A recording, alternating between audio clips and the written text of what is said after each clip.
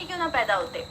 और वो जो थी उनको लगता था कि she was never like that, और वो बच्चों को ऐसे पनिशमेंट्स देती थी जैसे किसी ने पिगटेल किया है, मतलब अगर किसी ने चोटी नहीं करी है, चोटी करी है, तो शी यूज्ड टू हेट पिगटेल्स, तो वो चोटी से पकड़ के घुमा घुमा के उसको फेंक देती थी। या फिर वहां पे उनको पनिशमेंट देने के लिए क्या करा था उन्होंने, चौकी था उनके पास। चौकी मतलब एक बहुत छोटा सा एरिया जिसमें स्पाइक्स लगे थे कि आप जो हो ना स्क्वाट कर पाओ ना टर्न कर पाओ, आपको ऐसे ही खड़े रहना वरना आप चुप जाओगे, और वो वहाँ पे बच्चों को अंदर बंद कर देती थी। So she was nothing but a monster. But at the same time there was a teacher. The name of the teacher was Miss Honey. Miss Honey बहुत ही sweet, kind, caring, lovely teacher थी। She used to not smile a lot, लेकिन वो बच्चों को बहुत comfortable feel कराती थी and kids used to love her. Now Matilda as she went to the school, Miss Honey को रियलाइज हुआ कि ये तो एक्स्ट्रा ऑर्डिनरी चाइल्ड है, ये तो बहुत ज़्यादा इंटेलिजेंट है। तो उसने उनके पेरेंट्स से भी जाके बात करी कि शी इज़ वेरी स्मार्ट, हम इसको प्रमोट कर सकते हैं। उसने मिस ट्रंचबुल से भी जाके बात की, लेकिन सबने मना कर दिया। They did not even entertain her. Nobody cared about Matilda. Now Miss Trunchbull, for no reason, for unjust reasons, वो दूसरों को पनिश कर रही थी। This kind of initiated an anger in Matilda. अब क्या हुआ, एक दिन क्लास के किसी बच्चे ने उनके पीने के पानी में एक lizard या newt जिसे कहते हैं इंसेक्ट डाल दिया। And as he is famous for writing stories, books and poems for children, his stories often feature brave children who go against evil adults and overcome all sorts of trouble.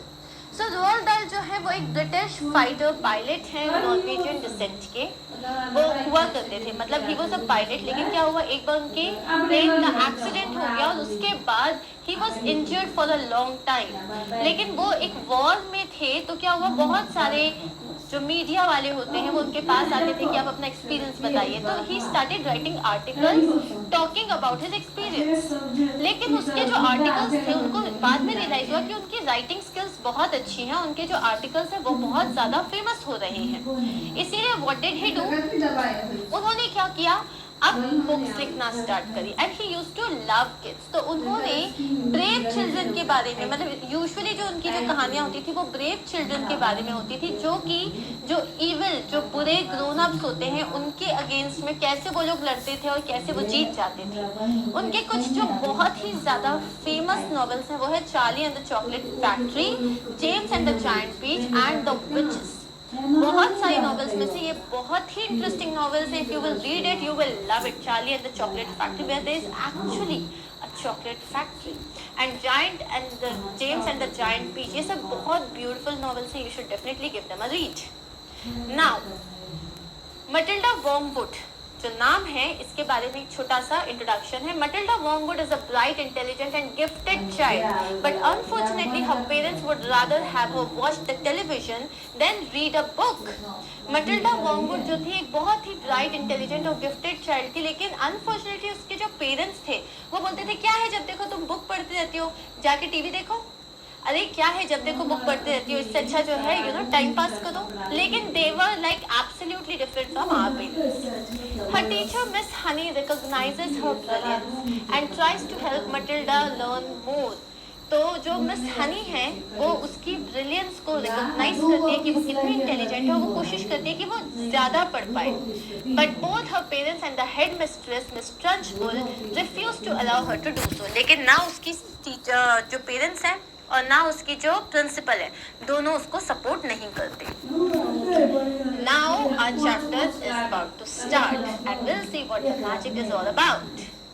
One day, when Miss Trunchbull visits the class and finds a newt in her glass of water, she accuses Matilda of playing a prank on her and threatens to expel her.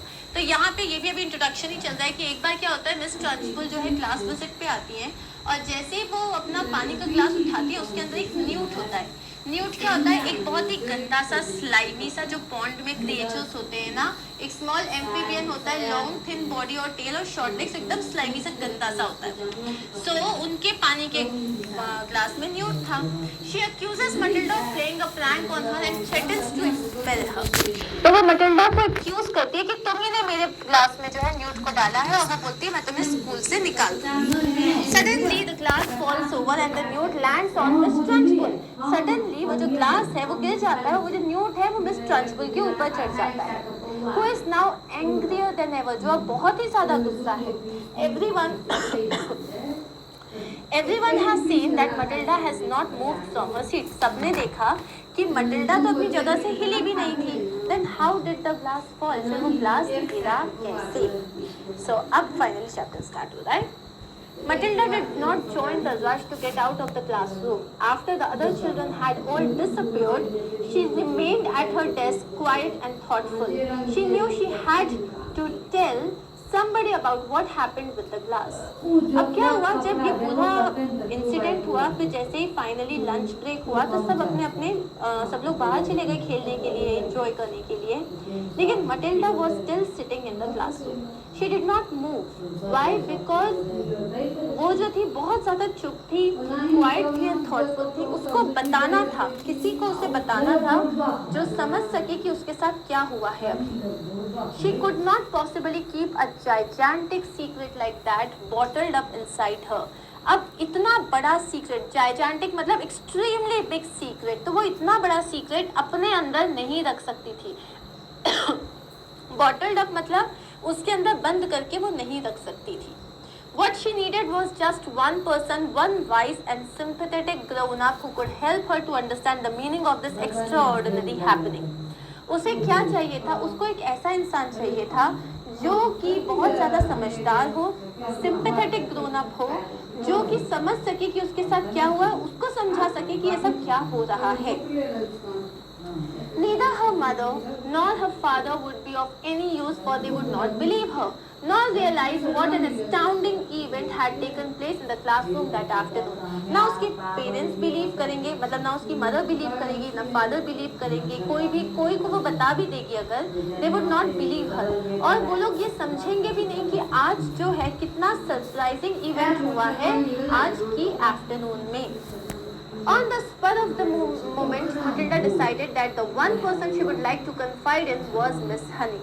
On the spur of the moment, suddenly, without any planning, Matilda ने decide किया कि वो जो एक ही इंसान है जिससे जाके वो ये बात कर सकती है, she can confide in मतलब tell someone a secret, feeling confident कि वो किसी और से नहीं बता पाएगा, वो किसी और को नहीं बोलेगा। तो she felt that Miss Honey is the only person in this entire world जो कि उनको समझ सकती है, जो उस पर बिलीव करेंगी और जो उसका मजाक नहीं उड़ाएंगी, and she can tell her this big secret. Matilda and Miss Honey were now the only two left in the classroom.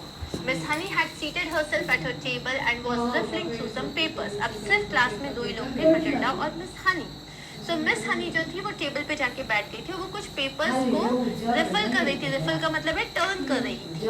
She looked up and said, "Well, Matilda, aren't you going outside with the others?" तो उन्होंने ऊपर अपनी नजरें की और क्या बोला, Matilda तुम बाहर नहीं जा रही दूसरों के साथ? Matilda said, "Please may I talk to you for a moment?" क्या